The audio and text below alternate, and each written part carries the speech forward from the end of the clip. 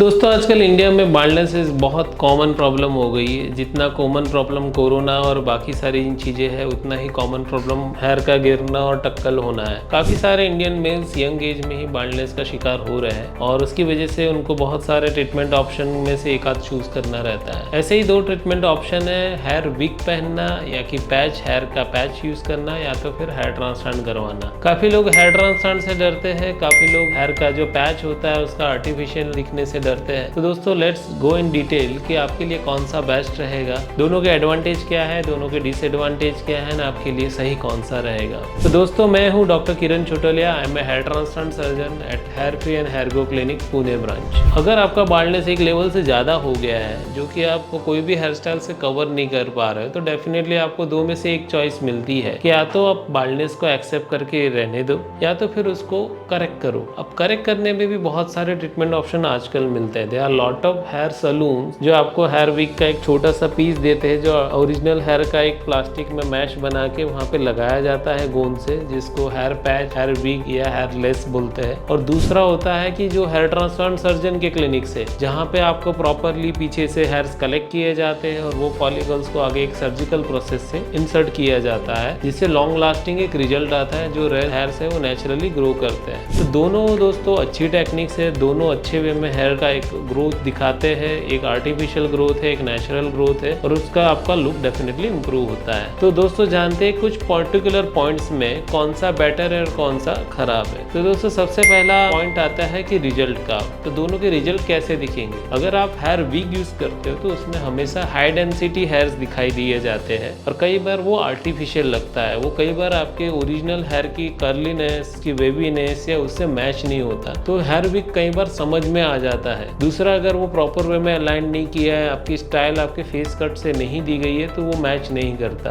जबकि hair transplant में आजकल जो अच्छी टेक्नोलॉजी से हेयर ट्रांसप्लांट होता है उसमें रिजल्ट जो है नेचुरल आता है। आप उसमें अलग अलग हेयर स्टाइल सेट कर सकते हो। आप छोटे बाल कर सकते हो, आप बड़े बाल कर सकते हो, उनको कलर कर सकते हो, उनको डेली कॉम्ब और वॉश भी कर सकते हो। दूसरा आता है पॉइंट मेंटेनेंस का। जब आप कोई हेयर ट्रांसप्लांट करता है तो उसका मेंटेनेंस बहुत कम होता है। उसमें शायद मिनॉक्सिडिल का लोशन एक्सिस्टिंग हेयर के लिए दिया जाता है और अच्छी डाइट फॉलो करने के लिए बोला जाता है। जब भी कोई हेयर विग लगाता है तो उसमें प्रॉब्लम्स ये है कि आपको सलून में जाके ही पर्टिकुलर वे में पीछे के जो बचे हुए बाल है उनको कट करना रहता है। दूसरा, उनका जो गोंद है वो है, फिर आपके अगर बचे हुए बाल है, एग्जिस्टिंग हेयर है, वो बढ़ गए हैं तो वो आपको कंफर्टेबल नहीं लगेगा। तो उसका साफ सफाई, उसका क्लीनलीनेस करने के लिए आपको पर्टिकुलर वही सलून में जाके वो रेगुलरली करना पड़ेगा। कई बार जरूरी नहीं है कि आप वहाँ पर हर महीने में 2 बार विजिट कर पाओ। इन दैट सिनेरियो वो बहुत ऑड दिखता है। तो ये सेकंड प्रॉब्लम है, मेंटेनेंस रिलेटेड जो विग में ज्यादा इश्यूज आते हैं अदर देन आर्टिफिशियल दिखना। तीसरा प्रॉब्लम है हेयर ट्रांसप्लांट में कि ये हेयर ट्रांसप्लांट सबको सूट नहीं करता और सबको 100% रिजल्ट नहीं देता। कई बार किसी का बाल्डनेस बहुत ज्यादा हो गया है तो हेयर ट्रांसप्लांट में ये लिमिटेशन कि पूरा बाल्डनेस एक साथ कवर नहीं किया जा सकता, उसमें कुछ एरिया छूट जाता है जो कि दूसरी बार में कवर किया जाता है। दूसरा लिमिटेशन हेयर ट्रांसप्लांट का ये भी है, ये सर्जिकल प्रोसेस है। कई बार कुछ लोगों को लोकल एनेस्थीसिया और ये सारी चीजें सूट नहीं होती, तो उनके लिए हेयर ट्रांसप्लांट करना हानिदायक होता है, उनको करने से नुकसान हो सकता है। तो उनको ध्यान देना चाहिए आपको हेयर ट्रांसप्लांट सूट करेगा कि नहीं, वो आपके प्रॉपर एक एक्सपीरियंस सर्जन से चेक करके फिर ही करवाना चाहिए। कई बार अगर वो अनट्रेन स्टाफ से या प्रॉपर वे में प्रॉपर क्लिनिक से हेयर ट्रांसप्लांट नहीं किया तो वो भी बहुत बॉट सर्जरी या बहुत खराब लुक दे देता है। तो आपको प्रॉपर वे में अच्छी जगह से करवाने के लिए थोड़ी कॉस्ट ज्यादा लगती है। तो ये एक पॉइंट है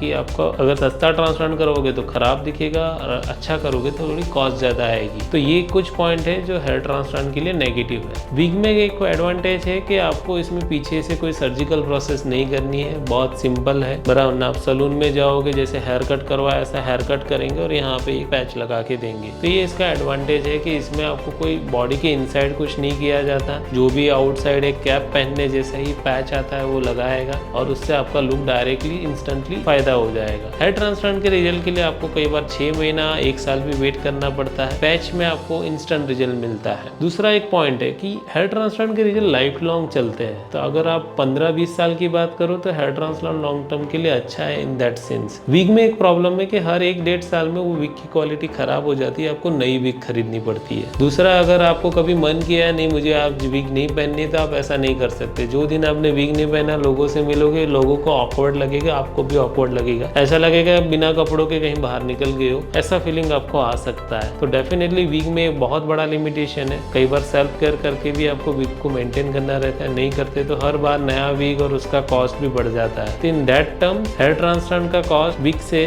कम है, क्योंकि hair transplant one time process है, वीक मल्टीपल टाइम प्रोसेस है। और एक चीज है दोस्तों, वीक हर एक को सूट नहीं करती। काफी लोगों को जैसे हेयर ट्रांसप्लांट सूट नहीं करता है बॉडी में एनेस्थीसिया शूट ना होने की वजह से, वैसे ही कई बार काफी लोगों का स्कैल्प ऑयली होता है। दूसरा, काफी लोगों को डैंड्रफ की टेंडेंसी रहती है, पिंपल्स की टेंडेंसी रहती है, हेडेक की ऑलरेडी कंप्लेन होती है। ये लोगों को अगर वो वीक पहने तो ये प्रॉब्लम बढ़ जाते हैं। तो दोस्तों ऐसी सिचुएशन में आपको वीक पहनना अवॉइड करना चाहिए। और एक लिमिटेशन है, आपको थोड़ा सा ही बाल्डनेस और अगर आपने वीक पहन लिया और फिर आप बचे हुए बालों के ऊपर काम नहीं कर पाते हो तो आपकी बाल्डनेस के लिए आप कुछ हेल्प नहीं कर सकते हो। आगे जाके वीक जिंदगी भर लगाना पड़ेगा एक बार स्टार्ट किया तो। ये भी एक बहुत बड़ा लिमिटेशन है, क्योंकि छोटे पैच वाले वीक अभी तक मिले नहीं है। उसकी टेक्नोलॉजी वो लेवल पे पहुंची नहीं है कि ज्यादा नेचुरल और छोटे पैच के लिए की वीक मिल जाए मार्केट में। तो ये एक लिमिटेशन उसमें भी है। दूसरा एक प्रॉब्लम है दोस्तों, और लास्ट पॉइंट है कि जो लोग इंडिया में रहते हैं उनके लिए वीक पहनना बहुत मुश्किल होता है। जैसे बारिश का सीजन है, बारिश में आपको बहुत केयरफुल रहना रहता है वीक के साथ, वो गीला होता है, बहुत ऑड दिखता है। गर्मी के टाइम में पसीना इतना आता है तो वो ऑड होता है। तो मोस्टली विंटर में ही वीक थोड़ा कंफर्टेबल लगता है लोगों को। मेजोरिटी टाइम बाकी का टाइम जो है वो बहुत बुरा जाता है, उसके साथ जो नॉर्मल कंफर्ट लेवल होता है वो लोगों को महसूस नहीं होता। ये वीक का जो टेक्नोलॉजी यूरोप, यूएस और वहाँ पे अच्छा चलता है, बिकॉज वहाँ पे लोगों को ये सारे इश्यूज नहीं झेलने पड़ते। वहाँ वेदर ऑलमोस्ट ऑल टाइम थोड़ा चिल होता है, पसीना लोगों को कम आता है। इंडियन स्किन में पसीना ज़्यादा आता है, ऑयलीनेस ज़्यादा आती है। In that scenario wig Indians के लिए ज़्यादा कंफर्टेबल नहीं रहते। तो दोस्तों ये वीडियो देख के डेफिनेटली आपको एक रफ आइडिया हो गया कि आपके लिए कौन सा ट्रीटमेंट ज़्यादा सही रहेगा। आपको अगर हेयर ट्रांसप्लांट के बारे में और जानकारी चाहिए तो डेफिनेटली हमें कांटेक्ट करें, will definitely guide you. And अगर आपको वीक के बारे में और जानकारी चाहिए तो डेफिनेटली आपके नियर बाय सैलून में जाइए जहाँ अच्छी विग्स मिलती है और एक ट्रायल लिख के देखिए।